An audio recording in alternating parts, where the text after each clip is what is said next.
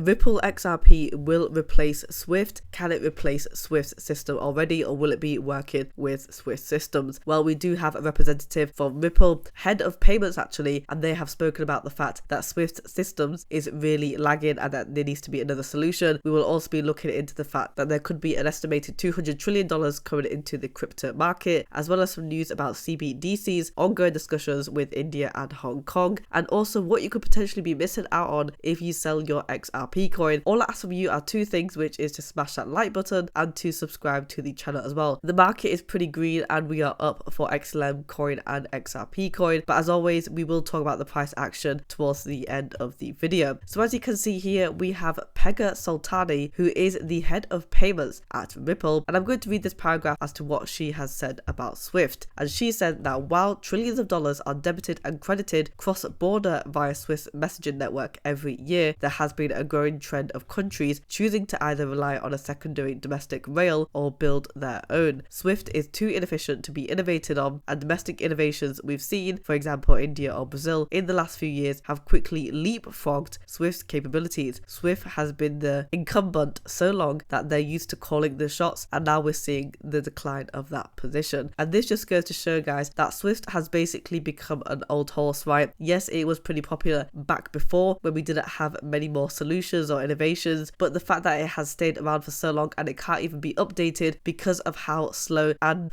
inefficient the system actually is, we can't really do anything much more, right? When you are sending payments from the sender to the receiver, it has to go through multiple intermediaries, and so it doesn't really make sense to even build upon that platform. What would make sense is to use another solution such as Ripple and the XRP ledger, considering the fact that they don't have nearly the same amount of intermediaries. It's faster, it's more efficient, and it is cheaper as well. Look guys, we've always compared Swift to Ripple, and it just goes to show that this is what banks want. We want quicker settlement time. Swift is going to take you 3 to 5 business days in order to make settlement. Maybe that was a pretty good result 10 years ago, but as of now, we are seeing more demand, quicker settlement, and especially for something that is going to be 24/7, 365 days a year as well. And we need more efficiency with cross-border payments. So this just goes to show some bullish news from the head of payments at Ripple themselves. So good job at explaining that.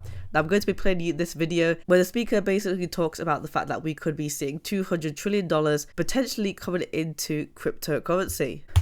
That was like just a little taste. There's so much pent-up demand, right? And if you think about like the $200 trillion of assets in this world that are behind what I'll call like the institutional gateway. So when you talk to like family offices, which have huge flexibility, 100% are in some way in cryptocurrency. But any of these other institutional funds, they can't touch this stuff unless it's an ETF or some other kind of regulatory blessed activity. So yeah, I think that was just a taste of what is coming.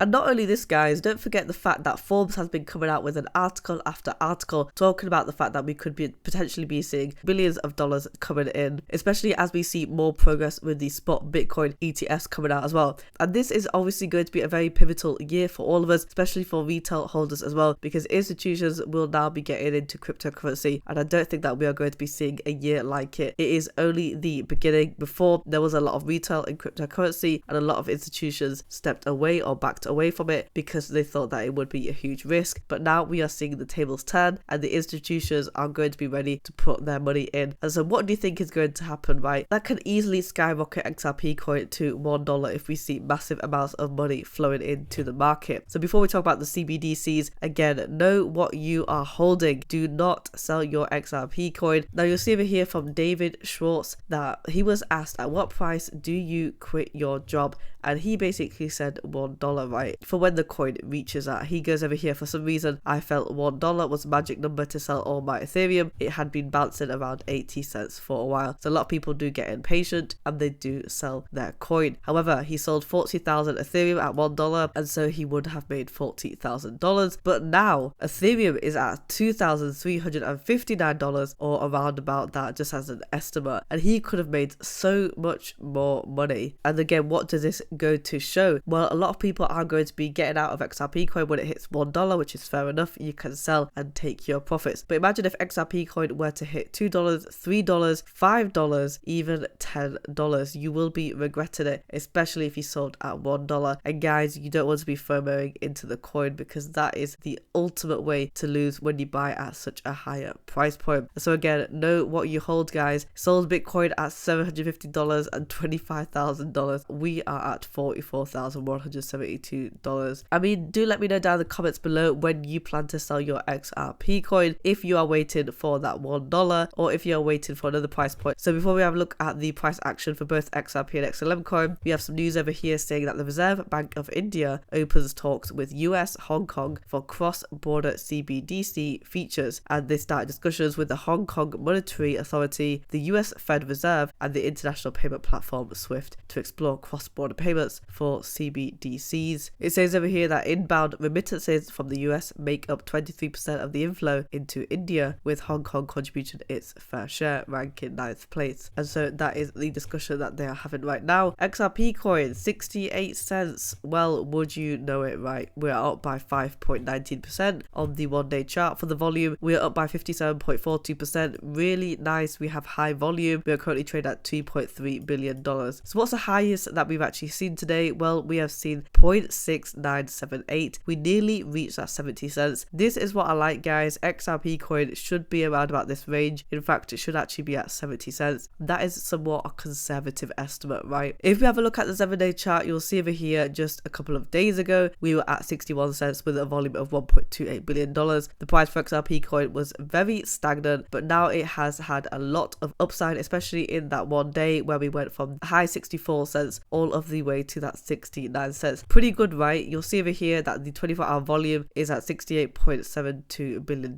It is down by 2.25%. However, we still have a pretty high volume in the market. And so what do I want to see for XRP coin? Well, even if we retrace back, I definitely want it to hold at 65 cents. If it can hold there, then that means that it will be our next support level. I don't want to see it come back to 61 cents, because that is where we were pretty much lagging for quite some time, right? And there wasn't really that much of a price movement. So this is pretty bullish for XRP coin. Let's have a look at XLM coin. We are up by 4.42%. Our 24-hour volume is up by 54.3%. Our volume is at $157.9 million.